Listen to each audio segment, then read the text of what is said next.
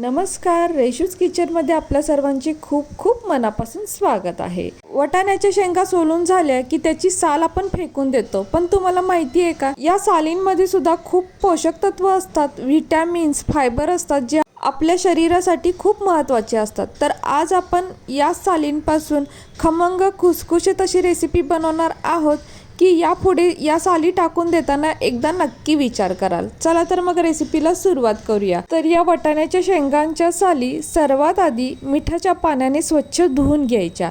आता यानंतर आपल्याला या नीट करायच्या आहेत. तर कशा नीट करायच्या ते पहा. तर ही जी शेंग आहे ना, ती अशी आतल्या बाजूने दुमडायची. तर हे पहा, आतमध्ये एक प्लास्टिक सारखा कवर असतो, तर तो आपल्याला काढून टाकायचा आहे, कारण तो खाल्ला जात नाही. तर हे पहा, शेंग अशी दुमडायची आणि ओढायची, म्हणजे हा जो प्लास्टिक सारखा भाग असतो ना, तो निघतो, तो आपल्याला खाल्ला जात नाही.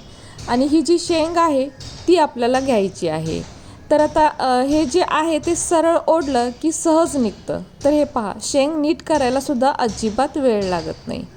तर अशा पद्धतीने ही शेंग आपल्याला इथे नीट करून घ्यायची आहे. तर आता हा प्लास्टिक सारखा भाग आपल्याला टाकून द्यायचा आहे. तर अजून एक शेंग मी इथे तुम्हाला नीट करून दाखवते, म्हणजे तुमच्या लक्षात येईल. तर खूप सोपी आहे नीट करायला, अजिबात वेळ लागत नाही. तर हे पहा, शेंग आतमध्ये दुमडायची आणि सरळ ही ओढून घ्यायची. तर अशा पद्धतीने आता आपण या सर्व शेंगा नीट करून घेऊयात. तर इथे बघू शकताय, मी सर्व साली अशा पद्धतीने नीट करून घेतलेल्या आहेत. आता यानंतर काय करायचं, एक मिक्सरचं भांडं घ्यायचं व यामध्ये आता निवडलेल्या वाटाण्याच्या शेंगाच्या साली घालायच्या, तसेच 4 ते 5 लसूण पाकळ्या, अर्धा इंच आल्याचे तुकडे, 3 हिरव्या मिरच्या देठ काढून घेतलेल्या आहेत त्या आता मोडून यामध्ये घालूयात. यानंतर 1 चमचा धने, तसेच 1 चमचा जिरे व मूठभर कोथिंबीर सुद्धा घालायची. आता यावरती टोपण ठेवून हे मिक्सरला चांगलं बारीक वाटून घेऊयात. तर वाटताना मी इथे फक्त चमचाभर पाण्याचा वापर केलेला होता आणि बघू शकता एकदम बारीक पेस्ट करून घ्यायची. आता यानंतर एक प्लेट घ्यायची व यामध्ये आता 2 वाटी गव्हाचं पीठ घालायचं. तर गव्हाचं पीठ मी इथे चाळून आणि हलकं दाबून घेतलेलं आहे. त्यानंतर यामध्ये 2 चमचे बेसन म्हणजे चणा डाळीचं पीठ घालायचं व चवीपुरतं म्हणजे अर्धा चमचा मीठ घालायचं.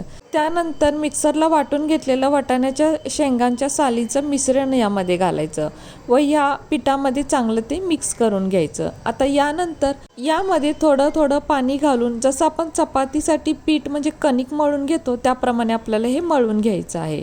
तर अगदी मऊ असं हे कणिक मळून घ्यायचं, म्हणजे होणारे पराठे सुद्धा एकदम मऊसूद बनतात. म्हणून थोडं थोडं पाणी घालूनच हे चांगलं मळून घ्यायचं आहे. आपण या पिठामध्ये थोडंसं लाल तिखट व गरम मसाला घातला तरीही चालेल, अजूनच टेस्टी बनेल. पण आता इथे हिरव्या मिरच्या वापरलेल्या आहेत, त्यामुळे लाल तिखट वापरलेलं नाही. तर आपल्या तिखटाच्या अंदाजानुसार मिरच्यांचं प्रमाण आपण कमी जास्त करू शकतो. तर आता हे पीठ मळून झालेलं आहे, पण थोडंसं घट्ट वाटतंय, त्यामुळे आणखीन थोडंसं पाणी घेऊन हे चांगलं मळून घेऊयात, म्हणजे आपले पराठे सुद्धा अगदी मऊसूत असे तयार होतील. तर आता इथे पीठ मळून झालेलं आहे. तर आता एक 5 मिनिटासाठी ही कणिक आपण अशीच बाजूला ठेवून देऊयात, म्हणजे रेसिपीसाठी अगदी छान ही कणिक तयार होते. आता यानंतर इथे एक पोळपट लाटणं घ्यायचं व या मळून ठेवल्यातल्या पिठातलं थोडंसं पीठ घेऊन याचा एक चांगला गोल असा गोळा बनवायचा व गव्हाच्या पिठामध्ये थोडंसं बुडवून याला आपण लाटून घेऊयात, म्हणजे पोळपाटाला चिकटणार नाही. तर हे पहा, जसं आपल्याला जमतं त्या पद्धतीनं लाटून घ्यायचं आहे. याची घडी नाही घातली तरीही चालेल, पण घडी घातली तर हे पराठे थोडे फुगतात, म्हणून याची आपण आता घडी घालूयात. तर जसं आपण चपाती लाटतो त्याच पद्धतीनं लाटायचं आहे. तुम्ही ज्या पद्धतीने चपाती बनवता त्या पद्धतीने लाटून घेतलं तरीही चालेल, किंवा नाही घडी घातली तरीही चालेल. तर हे पहा, लाटायला सुद्धा अगदी सोपे जातात व आपल्या आवडीप्रमाणे छोटे किंवा मोठे हे पराठे आपण बनवू शकतो. तर मी इथे अगदी चपाती इतकाच मोठा पराठा लाटून घेत आहे. शिवाय चपाती इतकाच मी तो पातळ सुद्धा लाटणार आहे. पराठे म्हटलं तर थोडेसे जाड लाटतात, पण इथे मात्र तसं नाही, अगदी सेम चपातीच आपल्याला इथे बनवून घ्यायची आहे. तर हे पहा, लाटताना तर अगदी सोपं जातं, काहीही आपल्याला अवघड जात नाही. तर बनवायला खूपच सोपे आहेत हे पराठे, तुम्ही एकदा नक्की बनवून पहा. तर आता इथे पराठा लाटून झालेला आहे. आता आपण हा पराठा भाजून घेऊया. तर इकडे मी तवा गरम करत ठेवलेला होता. आता यावरती पराठा टाकूया आणि एका साईडने थोडासा भाजून घ्यायचा. तर गॅसची फ्लेम आपल्याला इथे मीडियम टू हायमध्ये ठेवायची आहे. तर एका साईडनं हा पराठा थोडासा भाजल्यानंतर आता आपण पलटून घेऊया व यावरती थोडंसं तेल किंवा तूप किंवा बटर लावलं तरीही चालेल, अजूनच टेस्टी होईल. तर इथे मी आता तेल लावून हा पराठा भाजून घेते. तर एका साईडने तेल लावून झाल्यानंतर परत हा पलटवायचा. आता या दुसऱ्या साईडने सुद्धा आपण तेल लावून घेऊयात. तर दोन्ही साईडने पराठा आपल्याला अगदी छान भाजून घ्यायचा आहे. आता या साईडने सुद्धा आपण तेल लावलेलं आहे, तर पराठा पलटून घेऊयात. आणि हे पहा, पराठा किती छान असा फुगलेला आहे. तर बघू शकता, घडी घातल्यामुळे पराठे छान फुगतात.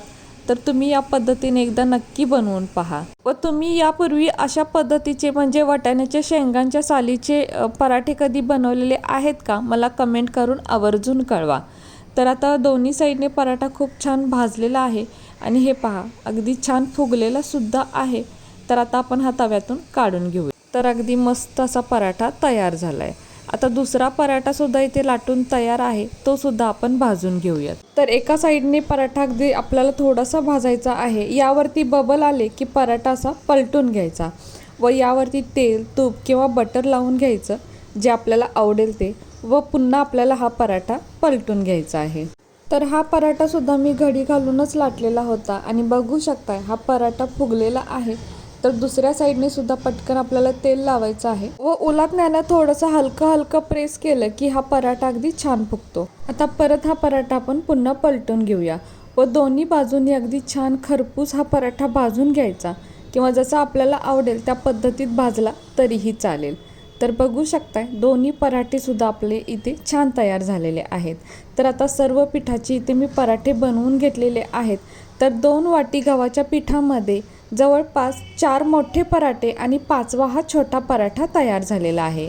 तर हे चपाती एवढेच बनवलेले आहेत आणि अगदी छान असे तयार झालेले आहेत आणि मस्त असे फुगलेले सुद्धा आहेत हे पराठे व तितकेच ते टेस्टी सुद्धा लागतात. खाल्ल्यावर तुम्हाला कळणार सुद्धा नाही की आपण हे वाटाण्याच्या शेंगांच्या सालीपासून बनवलेले आहेत. खूप टेस्टी लागतात. आपण हे पराठे दह्यासोबत, चटणीसोबत किंवा सॉससोबत जरी खाल्ले तरीही चालतील किंवा असेच जरी पराठे खाल्ले तरी सुद्धा खूप टेस्टी लागतात. भाजीची वगैरे याला गरजच पडत नाही. तर इतके भन्नाट चवीचे हे पराठे तयार होतात. तर आता इथे मी थोडासा सॉस घेतलेला आहे. आपण हे पराठे आता थोडे टेस्ट करून पाहूया, म्हणजे कळेल हे कसे तयार झालेले आहेत. वाव, खरंच खूपच मस्त, खूप टेस्टी झालेले आहेत. अगदी जसं म्हटलं होतं ना, भन्नाट चवीचे तयार झालेले आहेत. तुम्ही एकदा नक्की करून पहा, म्हणजे तुम्हालाही कळेल की किती टेस्टी हे पराठे तयार होतात. तर अगदी घरातले लहानांपासून मोठ्यांपर्यंत सर्वजण आवडीने हे पराठे खातील. तर आपण डब्याला किंवा नाश्त्याला किंवा जेवणाला सुद्धा हे पराठे बनवू शकतो. खूप छान पराठे तयार होतात आणि बनवायला सुद्धा अजिबात वेळ लागत नाही. अगदी झटपट बनतात हे पराठे. अगदी कमी वेळेत, कमी साहित्यात आणि घरातील साहित्यात हे पराठे बनतात. तर तुम्ही एकदा नक्की करून पहा आणि हे पहा, अगदी मऊसूत असे हे पराठे तयार होतात. तर कशी वाटली तुम्हाला ही आजची रेसिपी जर तुम्हाला आवडली असेल तर आपल्या माणसांसोबत नक्कीच शेअर करा. आणि हो, व्हिडिओ जर तुम्हाला आवडला असेल तर प्लीज आपल्या या व्हिडिओला एक लाईक नक्कीच करा. नवीन असाल तर चॅनलला सबस्क्राईब करा, सोबत बेल आयकॉन प्रेस करा, म्हणजेच मी बनवलेले असेच नवनवीन रेसिपी सर्वात आधी तुम्हाला मिळतील. आता पुन्हा भेटू अशाच एका नवीन रेसिपीसोबत.